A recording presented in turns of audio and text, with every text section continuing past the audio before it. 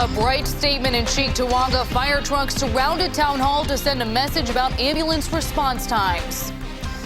Good evening. Melina has the night off. We are now days away from the end of the year, and in Cheektowaga, that's when the contract for ambulance service will expire. News 4's George Rickert was there. George, town lawmakers had a big decision on their hands tonight. They do, and Rural Metro has been Cheektowaga's ambulance provider for years. But tonight it was the other first responders saying that Rural Metro needs to do better.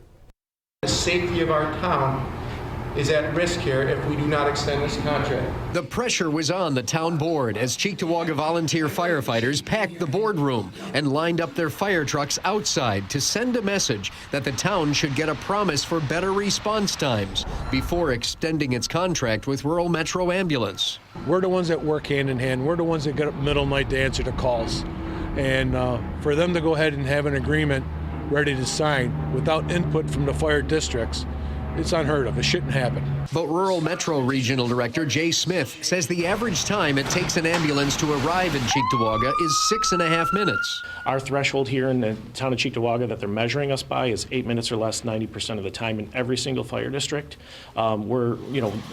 Most times we're hitting that in every single district, but there are some examples of a district or two that hasn't had that compliance time threshold.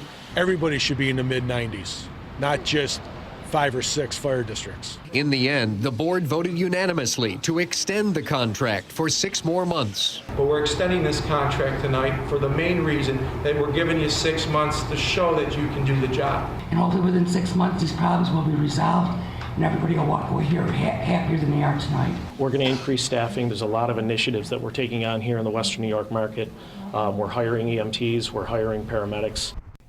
And now that Rural Metro has been acquired by the much larger American Medical Response, there's also a chance that some newer equipment might also be implemented into the local ambulance service.